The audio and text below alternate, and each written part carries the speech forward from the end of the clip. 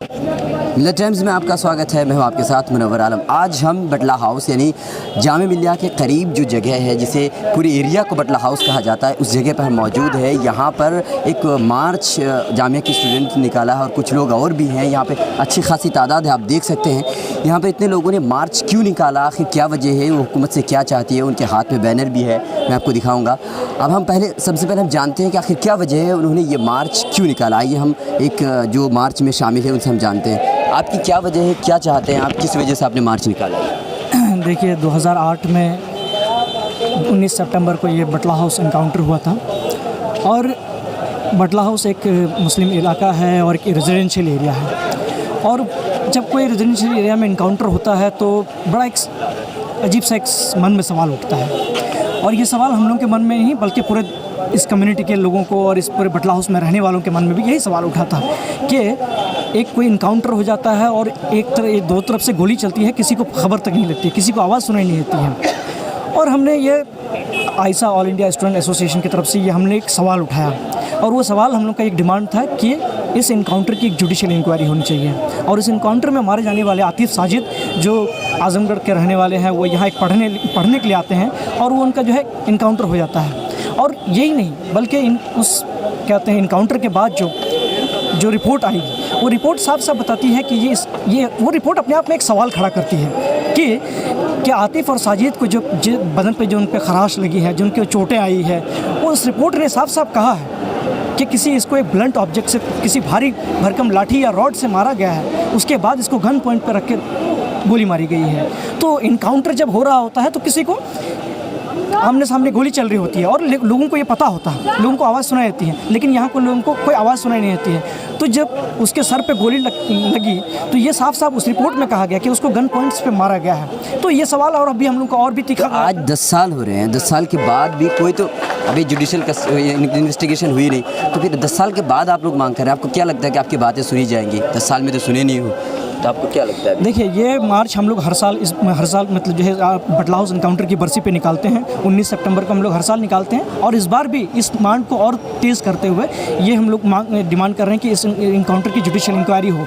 इसलिए हम लोग जुडिशियल इंक्वायरी की मांग कर रहे हैं क्योंकि हमने देखा है कि 2003 में जब इशरत जहां सोहराबुद्दीन का इनकाउंटर हुआ था, उस इनकाउंटर को ये साबित होने में कि ये एक फर्जी इनकाउंटर था, एक सोची समझी साजिश थी और एक कोल्ड ब्लडेड मर्डर था, ये साबित होने में 9 साल लगा। सुप्रीम कोर्ट ने 9 साल बाद उसका फैसला दिया। इसलिए ये सवाल और भी तीखा हो जाता है और हम लोग को ये सवाल पूछने पे और मजबूर कर देता है। क्योंकि हमने देखा है इससे पहले कि अंचल प्लाजा इनकाउंटर भी हुआ था और उस इनकाउंटर में भी कई लोग मारे गए थे। और यही नहीं, आपको पता होगा कि मणिपुर के भीतर कई सारे इस तरह के इनकाउंटर्स हुए थे, जिसमें संतोष हेगड़े कमीशन ने इस बात को कहा, 6 केसेस के उन्होंने कहते हैं इंक्वायरी की थी और ये कहा था कि ये सारे इनकाउंटर्स जो है फर्जी हैं, इनको जो है सोची समझी साजिश है, इनको जो है कहते हैं आखिर सोची समझी साजिश के तहत जो इनकाउंटर किए जाते हैं वो क्यों किए जाते हैं? मतलब सिर्फ मुस्लिम का टैग जो है इसके लगने की वजह से किए जाते हैं या कोई दूसरी वजह है? आतंकवादी गतिविधियों से उनका संबंध होने की वजह से किया जाता है, क्या वजह है? देखिए आपको पता होगा कि मतलब 2007 और 8 में लगातार जो है देश भर में बम ब्लास्ट हो रहे थे। आपको पता होगा मक्का मस्जिद बम ब्लास्ट, आजमगढ़, मालेगांव से लेकर तमाम जगह जो है बम ब्लास्ट हो रहे थे और तमाम जगह जो है मुस्लिम नौजवानों को पकड़ा जा रहा था, उनको इलीगल डिटेंशन हो रहा था। और यही नहीं, मतलब जो है उनके परिवार को जो है टॉर्चर किया जा रहा था। और ऐसे मतलब जो है किसी को भी मतलब अननोन जो है नौजवान को जो है मतलब उठाया और उसको जो है कहते कैद कर लिया, उसको जो है जेल में डाल दिया और वो सज़ा काट रहा है। इसी बटला हाउस इनकाउंटर केस में ज़ियाउर रहमान, जिसका कोई इस पर यह साबित नहीं हुआ है कि इसका इन्वॉल्वमेंट है नहीं है, वो सज़ा काट रहा है पिछले 10 साल से। शहजाद अहमद सज़ा काट रहा है 10 साल से, अभी तक सज़ा काट रहा है। तो हम लोग को, क्योंकि हमारे सामने ऐसे एग्जाम्पल भी हैं, हमारे सामने आमिर का भी केस है जो 14 साल बाद जेल से छूटा। आपको लगता है कि 10 साल के बाद हुकूमत आपकी बात सुनेगी? क्योंकि बीजेपी हुकूमत है, बीजेपी हुकूमत में वैसे भी बहुत सारे मुस्लिमों को मारा गया, तो आपको लगता है कि इस दौर में आपकी बात सुनी जाएगी? देखिए हम ये तय करके नहीं चले थे कि हम आज आंदोलन कर रहे हैं, प्रोटेस्ट कर रहे हैं, मूवमेंट कर रहे हैं और इसकी न्यायिक जांच तुरंत हो जाएगी।